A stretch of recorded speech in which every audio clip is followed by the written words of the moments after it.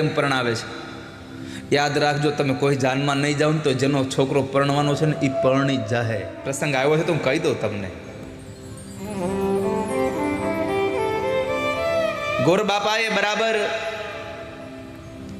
શામળિયાના હાથમાં શ્રીફળ જલાવી દીધું. આવીને કીધું કે શ્રીફળ આપી આવ્યો છું. ક્યાં? જુનાગઢમાં. કોના ઘરે? નાગર નરસૈયાની ઘરે. હે? નરસિંહ મહેતાની ઘરે તમે શ્રીફળ આપ્યું? મારી દીકરી તો દુખી દુખી થઈ જાય. એની ઘરે કરતાલ સિવાય ક્યાં કાંઈ છે? તમે ના પાડી દો. બ્રાહ્મણે કીધું કે મહારાજ, અંગૂઠો કયો તો કાપીને દઈ દઉં, પણ જે અંગૂઠાથી ચાંદલો કર્યો છે હવે ભૂંવા હું નહીં જાઉં. હું નહીં જાઉં.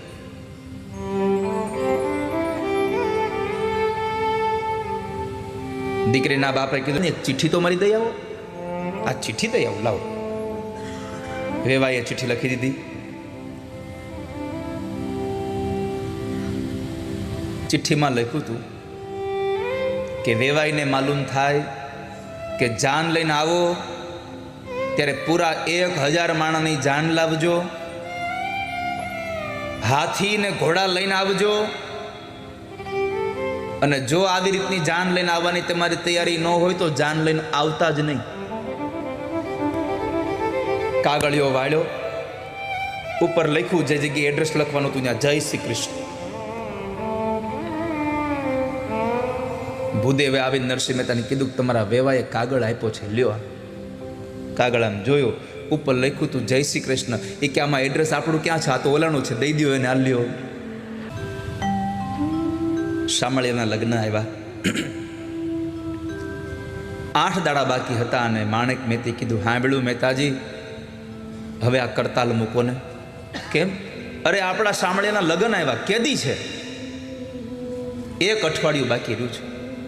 મહેતાજી કે હજી 8 દિવસ બાકી છે. આપણે 8 મહિનાથી ઉપાધિ કરતા હોય, લગ્ન છે, લગ્ન છે.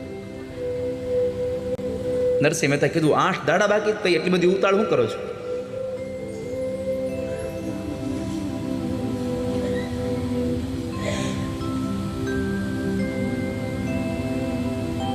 ચાર દાડા બાકી રહ્યા. માણેક મહેતે પાછું કીધું, હવે તો સમજો.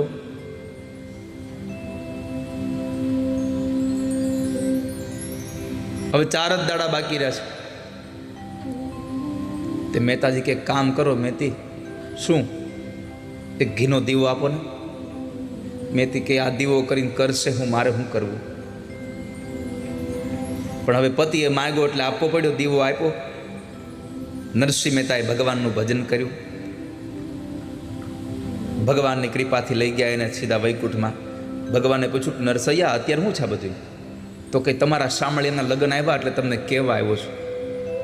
એમ ન કીધું મારા દીકરાના લગ્ન છે, તમારા શામળિયાના લગ્ન આવ્યા એટલે તમને કહેવા આવ્યો છું. ભગવાને પૂછ્યું કેદી છે? 4 દિવસ રહ્યા છે. એ કે આટલો બધો વહેલો હું આવ્યો? હજી તો 4 દિવસ બાકી છે. મહેતાજી કે મારે તો આવું જ નહોતું, પણ આ ઘરવાળા હક લેવા દેવા જોઈએ ને. એણે કાઢ્યો મને ઘરેથી. જાવ ને જાવ, જાવ ને જાવ.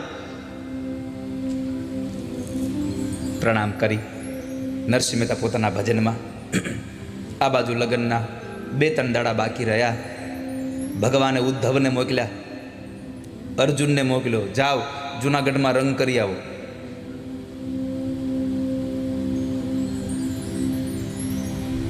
આખા જુનાગઢને રંગોળ્યું. ઉદ્ધવને કીધું જાઓ હારા હારા ભાતના પકવાન બનાવો. ઉદ્ધવ કે પ્રભુ મેં કોઈ દી કડછો પકડ્યો નથી હાથમાં. હું તો તૈયાર થાળી ઉપર ગયો જ્યારે હોય ત્યારે. તમે જાઓ તો ખરા. ભગવાને ઉદ્ધવને મોકલ્યા રસોઈ બનાવવા માટે. આવીને માણેક મહેતે નરસિંહ મહેતાનો દરવાજો ખટખટાયો. ખડકી હતી હાકળવાળી. હવે તો ડોરબેલ આવી ગયા. અને એમાં કેટલી સિસ્ટમ આવી ગઈ. અંદરથી પાછું બેલ બંધ હોત થઈ જાય. બહાર ગમે એટલી ચાપુ દબાવ્યા જ કરો, અંદર વગડે જ નહીં. અને પછી આપણે એને કંઈક તમારી ઘરે આવ્યા, બેલ બહુ માર્યા, અરે વાગ્યો નથી, એમ જ ઘરમાં જતા.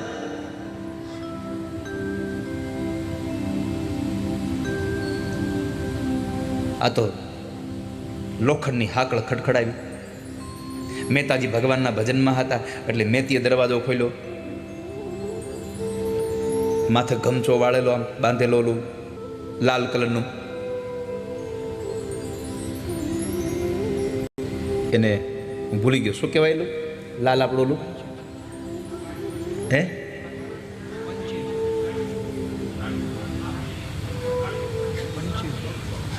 ગમચો જ કહેવાય ને કઈ લાલ ફાળ્યું જે કહેવાતું હોય તો સમજી ગયા. હું એની વાત કરું છું. હા, એ બાંધ્યું હતું માથે. અને આમ અસલ તમે જુઓ ને તો મહારાજ જેવા જ લાગે, ઉદ્ધવજી હો. અને આવ્યા અને પૂછ્યું કે મહેતાજી છે ઘરમાં? હા છે ને. તમે કોણ? એ કે હું કંદોયો, રસોઈયો. કેમ? આપણે શામળિયાના લગ્ન છે તો બા રસોઈ બનાવવાની છે, તો હું બનાવું? એ કે એ મને ખબર ન. ઉભા રહું, મહેતાજીને બોલાવી આવ્યો. માણેક મહેતાજીને બોલાવી આવ્યા. મહેતાજી આવ્યા છે. પૂછ્યું મહેતાજી ઉદ્ધવને જોયા હતા. મહેતાજીની આંખમાં આંસુ આવી ગયા. મહેતાજી ઉદ્ધવે ઈશારો કર્યો, કાંઈ બોલતા નહીં હો, ભલે ઓળખી ગયા હો તમે. આ તો મારા પ્રભુનો પાર્ષદ આવ્યો છે. મહેતાજી, આપણે વાત થઈ હતી શામળિયાના લગ્ન છે તો હું રસોઈ બનાવવા માટે આવ્યો છું. આપણે શું રસોઈ કરવાની છે? આપણે કાજુ કતરી બનાવી છે કે બદામનો હલવો બનાવવો છે? મેં તે મનમાં કે ઘરમાં શિંગદાણા છે નહીં ને આને બદામનો હલવો બનાવવો છે.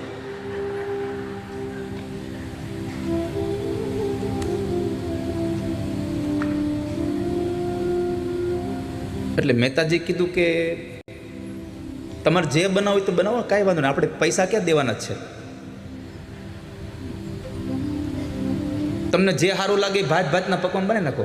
કેટલા માણસ રસોઈ કરવી છે? કે જુનાગઢને જમાડી દો ને. ઉદ્ધવે રસોઈ પકાવી, અર્જુનને ઘરને રંગને રોગાન કર્યા. જાનનો દિવસ આવ્યો. વેવાઈની ચિઠ્ઠી હતી, 1000 માણસો જાનમાં આવજો. નાગરી નાતે પગ આડો કર્યો, કોઈએ જાનમાં જવું નથી. આપણે જોઈ લઈએ એના ગગાને કેમ પરણાવે છે. યાદ રાખજો, તમે કોઈ જાનમાં નહીં જાઓ ને તો જેનો છોકરો પરણવાનો છે ને એ પરણી જાહે. તમારા વગરનો કાંઈ એમ નહીં કે હું માંડવે નહીં જાઉં. હગો બાપ નો આવે તો દીકરો કે ભાઈ હું માંડ મેળ આવ્યો છું, પરણી લેવા દો. કોઈ ના નહીં પાડે.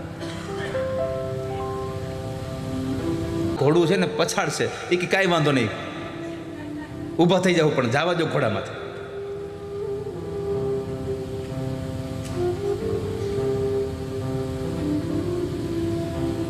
જાન નીકળી 7 જણાની. ગામના લોકો બધા બેઠા બેઠા જોયા કરે, કેવો લાગશે આ 7 જણાને જાનમાં લઈને જાય છે.